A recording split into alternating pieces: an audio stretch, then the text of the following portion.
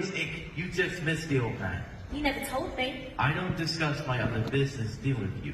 Why should this be any other different? Dick also said that you're cutting everyone's wages by half. Yes, well, that can't be helped. Why do you think Mr. Fenswick had to sell? He was careless with his money, paying his staff far more than his competitors and extending credit. We'll get the company back on its feet, sell it, and make a good profit. Ebenezer? It's business, Belle. And what's mine to you then? A bad investment? Oh, don't be silly. I'm not being silly. Another idol has replaced me in your life.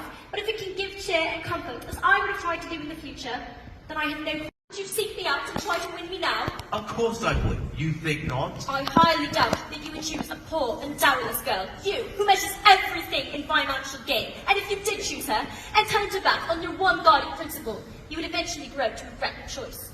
And so, with a full heart, with the love of the man who we once were, and what we could have been, I release you. May you be happy with the life you've chosen. Go after her, you fool! What are you waiting for? Come on, move your feet! Ah. She's gone then, is she? Yes. Come, Ebenezer, let's turn. No. A jackass! Yes and no. Oh, I know what it is, Emma. I know it. It's your Uncle Scrooge. Oh, you wouldn't believe what he said when I saw him this morning. He said that Christmas was a humbug. A humbug. Yes, he believes it too, poor fellow. More shame for him, Emma. What a thing to say. He's a comical old fellow, and not as pleasant as he could be. That's certainly true. But his offenses hold their own punishment, and I have nothing to say against him. He is very rich. One of the richest men in London. And what of it? His wealth is of certainly no use to him. I'd make good use of it. I'm sure you would, Topper. But what good does he do with it? He certainly doesn't make himself comfortable. I have no patience with him. Oh, I have. You know who falls victim? May he have a long life, and may good fortune follow him all his days. Well said. Agreed. Why, I had forgotten how generous a man old Fezziwig was. Generous? How can you say that?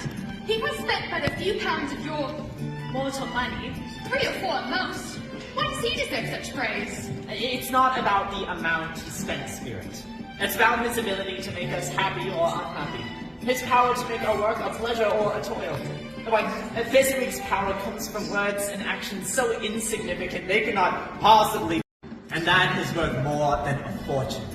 So you no longer believe that fools such as old Fezziwig here should be boiled in their own pudding and buried with a stick of holly through their heart?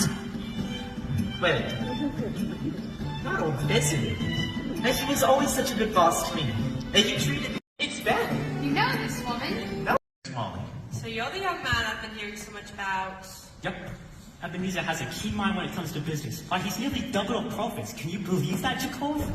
Sorry to interrupt, Mr. Fezziwig, but Harvey Grayson is here to see you. Oh dear. What does he want now? That's Dick Wilkins, Felicia. That we would get friends. Once. Can you tell him to call me back? Let him know that I'm busy. I tried, sir, but he says the matter is urgent and insists upon speaking with you at once. Oh dear. If you don't mind, Jacob, I have to attend to something. It'll only be 1 minute. It's Jacoba. Potato. You go ahead and attend to Mr. Grayson. I'd like a word here with your young prodigy, Mr. Scrooge. Thank you. So tell me, Mr. Scrooge, in your professional opinion, is old Fezziwig conducting his business in such a manner as to maximize his profits? Well, Miss Molly, I don't think it's right to me to comment on my master's business affairs. Oh, come now.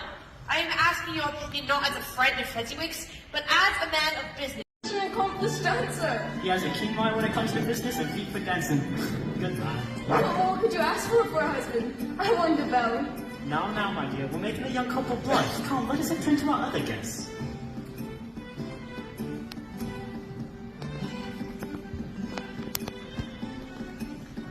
Don't be embarrassed, Ebenezer. They're only teasing. I know, but it takes a great deal to be able to dance, to provide for a family and a wife in this harsh world. It takes time to build up a position, time that you, my dear beautiful Belle, may not wish to wait, if only there was some small sign by which I could know your heart. I love you, Ebenezer. I have told you often that I will wait until our fortunes are better. Well, speaking of misfortunes, Miss Molly's wanted to make me an offer to be a junior partner in her firm. Can you believe it? Are you not happy here? Very, but given the opportunity of one position, I see no reason not to take it. Why? Does it trouble you? From what I know of Miss Marley, I'm not certain she's the type of woman you should be working for. Nonsense. She's successful and rich. If she takes an interest in my future, then I should at least consider her offer. And what are you two up to? We're not up to anything. Oh, well then, perhaps I could convince Belle to join me for a dance. I'm sorry, Dick, but my dancing card is already filled. Is it? Come now, what's going on here? You can tell your friend Dick Wilkins. Well, if you must know, Belle and I plan to marry. Do you? Huh. I knew there was something going on between you two. Well, congratulations, Ebenezer. Congratulations, Belle. I wish the two of you a long and happy life. Thank you, Dick. And I'm sure that The truth. If you lecture hard for your business like old Fezziwig does, I would call you a fool, and say you deserve any punishment your foolishness gets you. But you are no fool, are you, Mrs. Scrooge? Well, I don't think of myself as a fool, but I do know there's more life than business. That's Fezziwig talking.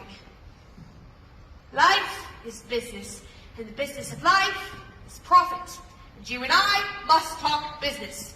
I am fully prepared to offer you a position in my firm. Are you indeed, ma'am? Yes, I have been looking for a young man that I can groom to be my partner, and I dare say from my inquiries that you appear to be that man. If you had come along, old Fezziwig would have ended up in the poorhouse this winter instead of out celebrating Christmas. Why not work for me where you can reap all the profits of your labor? A junior partnership to begin with, but I promise you an equal partnership if you prove yourself worthy. My word, Miss Molly. That is very kind of you, and I am very tempted and overwhelmed by your generous offer. But Miss